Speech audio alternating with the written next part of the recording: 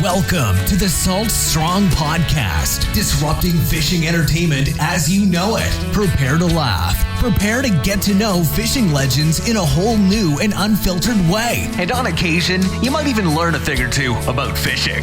Here's your host, Joe Simons. Like diamonds.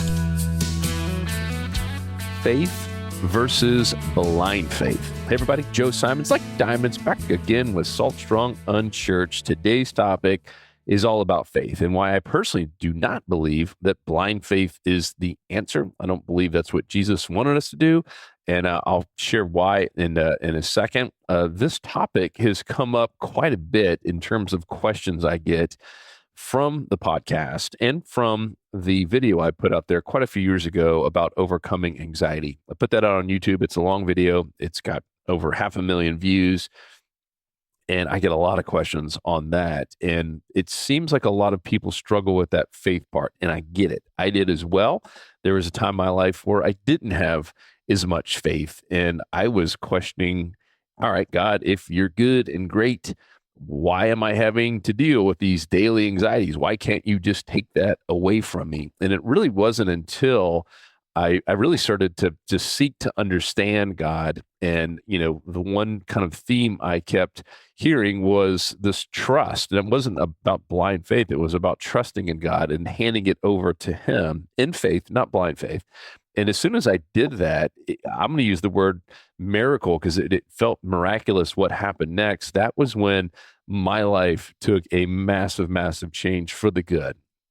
The stress and all that anxiety just kind of melted away. And all of a sudden, kind of the secret, if you will, on the breathing appeared out of nowhere on a free diving experiment or experience. Just wild how everything happened when I finally just had faith and started reading the Bible, going to church, doing the things that I encourage you guys to do here on this podcast. And anyhow, that is one of the things that after I share that story in the video that people still seem to struggle with. Like, how am I supposed to have blind faith and, something I can't feel or see and haven't met, et cetera. And so I do get it. And I want to share a story on why blind faith in general, just kind of based on authority, because that's kind of what blind faith is, where you're believing in something without real basis and no evidence. And it's just, normally it's like with an authority or a teacher, et cetera. And this is a true story, kind of a humorous story.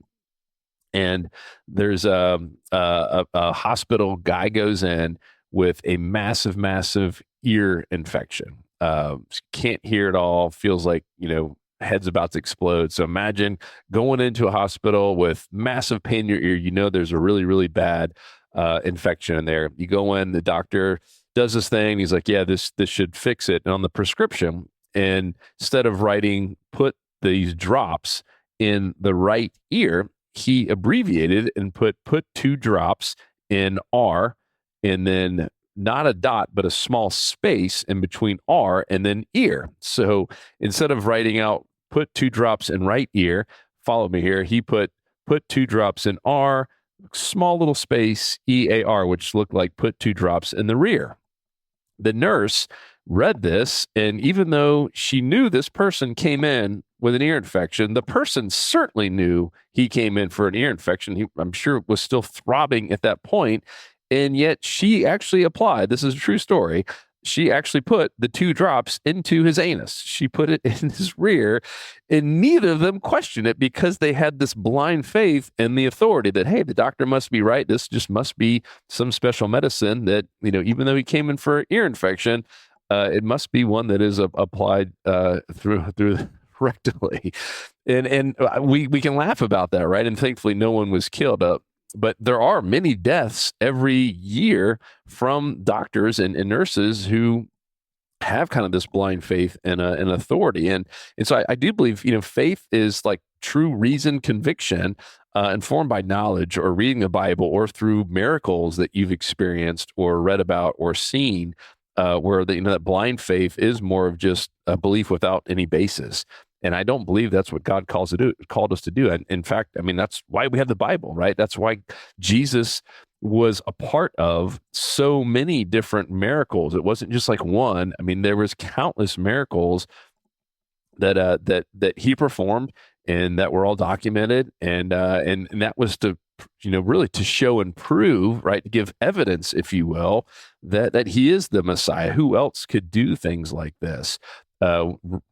Right? I mean, rising from the dead and all the things that happened. These were all meant to be evidence, not blind faith, to give us real faith, knowing that yes, God is real. There is a God. I can't even imagine going through life not thinking there was a God. Like, why does our life matter? And if you even look at just the chances of us, me and you, being alive at this moment, right? I mean, it is a miracle. I look at just some of the dumb things I've done, or even just, really close car accidents and boat accidents and things in college. And like, man, I don't even know how I made it out alive. All these things, I believe, are just absolute miracles. Some of the ones that just get me, and you can't help but think, all right, there was a God and a Jesus behind this, or these people that have cancer and are usually told that you've got months or maybe a year to live. I'm talking full on, cancer is metastatic. It is throughout the body. There is no way it is curable, right? A doctor has told them this ain't going away. There is not enough chemo or radiation out there to make this go away. Stage 4, absolute worst cancer there is. And yet there's story after story of people who put their full belief in God, not blind faith, right? But just true faith. I'm handing this over to God. I'm praying for a miracle. I'm praying for healing, for miraculous healing. And it happens. I mean, to the point these doctors can't explain what happened, right? There's story after story. I mean, go look them up. It's fascinating. And these doctors are just left scratching their head like, all right, you can see the cancer in the MRI, in these X-rays. You can see it. It's there. This person is feeling it. They're dying. And then months later, it disappears, just gone, even without the help of medicine in many cases. Absolutely unexplainable. And to me, that's God and Jesus just leaving little clues, right? Little miracles that they're continually doing, just once again to give us more evidence that we will have faith, not blind faith, that we would have faith that Jesus is the Messiah, that God is real.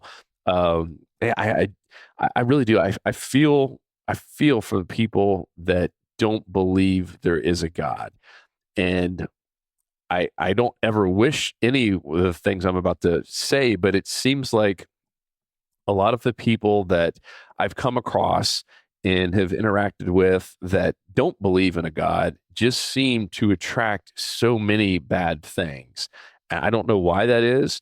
I don't know if I don't know. I can't explain it, but it just seems like they're usually not very happy and seem to attract a whole lot of more negative things into their lives. And I can't imagine living without a purpose and without any sort of faith in a higher power, in a God. And I've seen the miracles in my life, and I'm willing to bet you have too, even if they're not, curing cancer. But I mean, there are so many small little miracles that have happened in all of our lives. And it could even be as simple as just that car accident that was avoided. When you're like, man, I had some angel watching over me that day.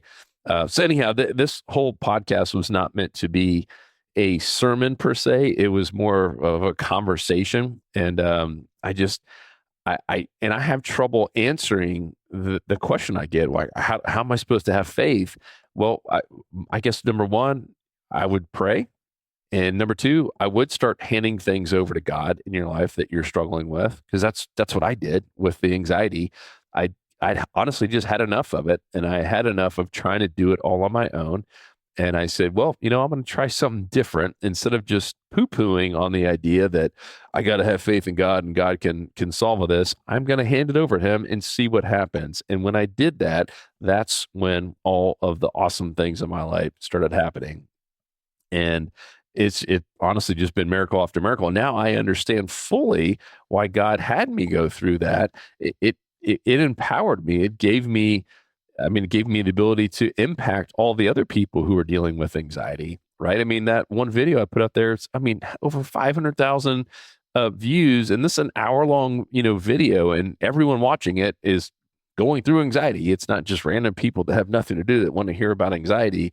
How cool is that, right? And yeah, it did stink going through that, and it stinks to lose friends and family and loved ones like we all have. And I know just from hearing the comments that I hear from people, it seems to be an area where people struggle is, all right, well, if there is a God and he's really good, why did it take, my son or my daughter or my mom, my dad, wife, spouse, whatever. And that can be tough. We've all lost loved ones. I don't know anyone that hasn't. We all know people that have either died from and or going through cancer right now. I've got multiple people really close to me, including my mom, who just is dealing with some cancer.